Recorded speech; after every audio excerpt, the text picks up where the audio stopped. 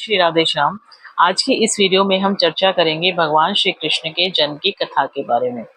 तो कथा कुछ इस प्रकार है। द्वापर युग में पृथ्वी पर राक्षसों के अत्याचार अत्यंत बढ़ जाते हैं।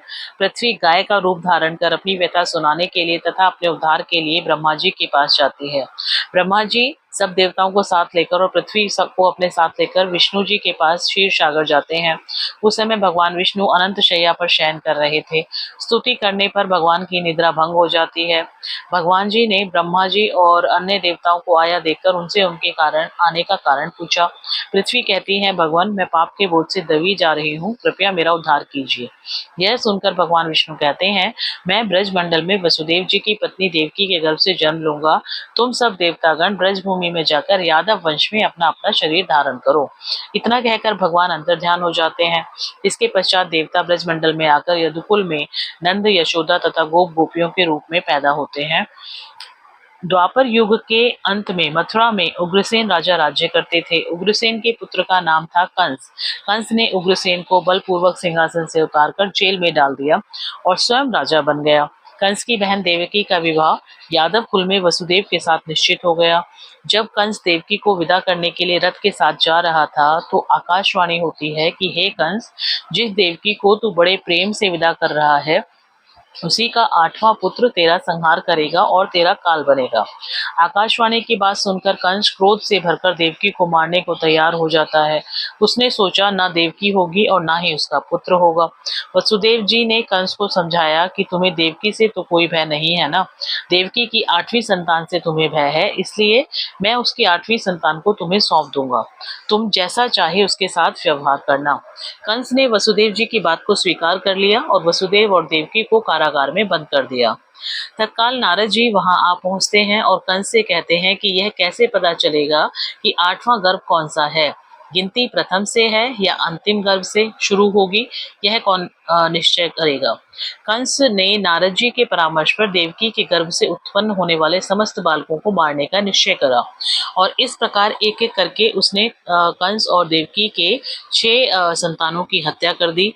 और परंतु जब 7वां गर्भ माता देवकी के गर्भ में आया तो माता देवकी और वसुदेव जी ने योग माया जी से विनती की कि वे देवकी के गर्भ से रोहिणी, वसुदेव जी की दूसरी पत्नी जो थी रोहिणी जी, उनके गर्भ में स्थानांतरित कर दें।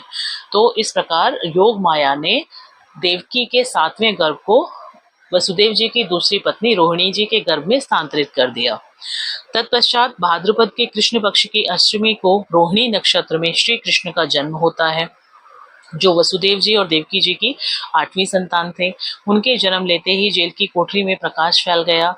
वसुदेव जी और देवकी के सामने शंख, चक्र, गदा एवं पद्मधारी चतुर्भुज भगवान ने अपना रूप प्रकट कर कहा, अब मैं बालक का रूप धारण करता हूँ, तुम मुझे तत्काल गोकुल में नंद के यहाँ पहुंचा दो और उनकी अभी अभी जन्मी कन्या को लाकर कंस को सौंप दो। तत्काल वसुदेव जी की हथकड़ियां खुल गईं, दरवाजे अपने आप खुल गए, पहरेदार सो गए। वसुदेव कृष्ण को सूप में रखकर गोकुल के लिए चल दिए। रास्ते में यमुना श्री कृष्ण के चरणों को स्पर्श करने के लिए बढ़ने लगी। भगवान ने अपना पैर नीचे लटका दिया। चरण छूने के बाद यमुना जी घट गईं। वसुदेव यमुना जी को पार करके गोकुल में नंद के यहाँ पहुंचते हैं। बालक कृष्ण को यशोदा जी की बगल में सुलाकर कन्या को लेकर वापस कंस के कारागार में आ जाते हैं। जेल के दरवाजे पूर्ववत बंद हो जाते हैं। वसुदेव जी के हाथों में हथकड़ियां पड़ गई, पहरेदार जाग गए। कन्या के रोने पर कंस को खबर दी गई कि देवकी और वसुदेव जी की 8वीं संतान पैदा हो गई है। कंस ने कारागार में आकर कन्या को लेकर पत्थर पर पटककर मारना चाहा, परंतु वह कंस के हाथ से छूटकर आकाश में उड़ गई और देवी का रूप धारण करके बोली, हे कंस, मुझे मारने से क्या लाभ है, तेरा शत्रु तो गोकुल में पहुंच चुका है। यह दृश्य देखकर कंस हतप्रभ और व्याकुल हो गया। कंस ने श्री कृष्ण को मारने के लिए अनेक दैत्य भेजे।